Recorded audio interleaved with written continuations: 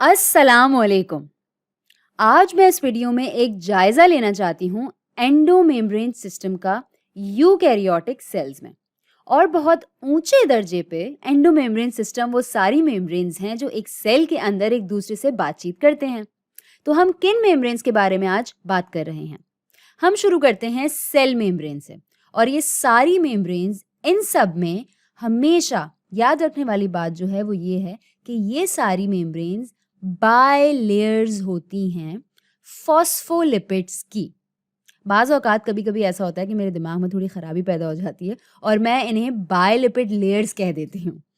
हैं तो ये बाय लेयर्स ही, लेकिन याद रखने वाली बात क्या है? ये बाय लेयर्स हैं फॉस्फोलिपिड की। तो अगर मैं यहाँ पर थोड़ा-सा ज़ूम इन करूँ और इसको करीब से देखने की कोशिश करूँ इस लाइन पे, तो ये वाक़ई बाय लेयर ऑफ फॉस्फोलिपिड्स ही हैं और ये कुछ इस तरह की दिखेंगी।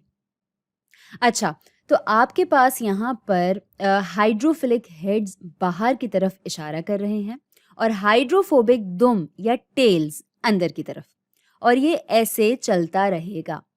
अगर हम इसके बारे में बाएं से दाएं सोचें तो आपके पास 2 लेयर्स हैं या फिर बाय लेयर्स हैं फॉस्फोलिपिड्स की। सेल्यूलर मेम्ब्रेन में भी ऐसा ही होगा। बाहरी यानी कि आउटर न्यूक्लियर मेम्ब्रेन में भी ऐसा ही होगा। हमने ये एंडोप्लाज्मिक रेटिकुलम की वीडियो में बनाया था, तो यहाँ पे आप ये 2 मेम्ब्रेन्स देख सकते हैं। असल में ये 2 बायलेयर्स हैं। तो यहाँ पे इस मेम्ब्रेन में एक फॉस्फोलिपिड बायलेयर है और यहाँ पे इस मेम्ब्रेन की भी फॉस्फोलिपिड बायलेयर है। इसको मैं दूसरे रंग से बना देती हूँ। ये जिस पे मैं निशान बना रही हूँ, न्यूक्लियर एनवेलप की बाहर वाली मेम्ब्रेन है और ये जुड़ी हुई है एंडोप्लाज्मिक रेटिकुलम की मेम्ब्रेन से, जिसको मैं अभी नुमाया कर रही हूँ इस पर्पल रंग से। अच्छा, ये न्यूक्लियर एनवेलप की अंदरूनी मेम्ब्रेन है और ये सब एंडोमेम्ब्रेन सिस्टम का हिस्सा है।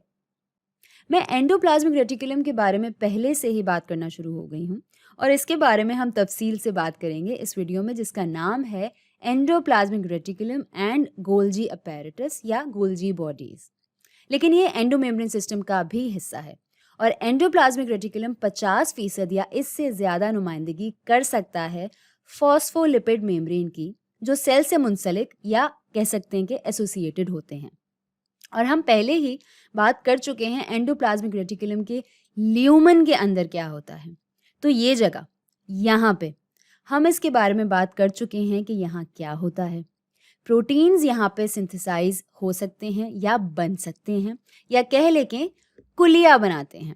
असल में दूसरे मॉलिक्यूल्स जैसे कि लिपिड्स यहाँ पे सिंथेसाइज हो सकते हैं और फिर ये स्मूथ ईआर यानी कि स्मूथ एंडोप्लाज्मिक रेटिकुलम की तरफ जा सकते हैं और फिर स्मूथ ईआर की यानी कि एंडोप्लाज्मिक रेटिकुलम की वो जगह जहाँ से ये बाहर निकलते हैं, और हम ये एंडोप्लाज्मिक रेटिकुलम की वीडियो में देख चुके हैं कि ये कैसे बट आउट यानी कि बाहर निकलते हैं।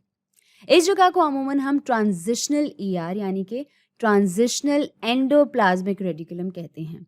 तो ये जगह बिल्कुल यहाँ पर हम इसको ट्रांजिशनल एंडोप्लाज्मिक रेटिकुलम कहेंगे। ट्रांजिशनल ईआर यानी कि ट्रांजिशनल एंडोप्लाज्मिक रेटिकुलम वो जगह है जहाँ से ये सारे प्रोटीन्स बाहर निकाले जा रहे हैं और ये निकाले जा रहे हैं वेसिकल्स में। तो ये है ट्रांजिशनल ईआर और ये सारे वेसिकल्स छोटे खानों की तरह हैं जिसके इर्द गिर्द मेम्ब्रेन होती है जिसमें प्रोटीन्स मुंतकिल किए जा सकते हैं।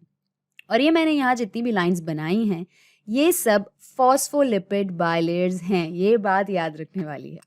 तो मेम्ब्रेन भी मुख्तलिफ हो सकती है, फॉस्फोलिपिड बायलेयर्स भी मुख्तलिफ हो सकते हैं, पर इन सब का आम ख्याल ये है कि इन सब की बायलेयर्स फॉस्फोलिपिड की ही होंगी।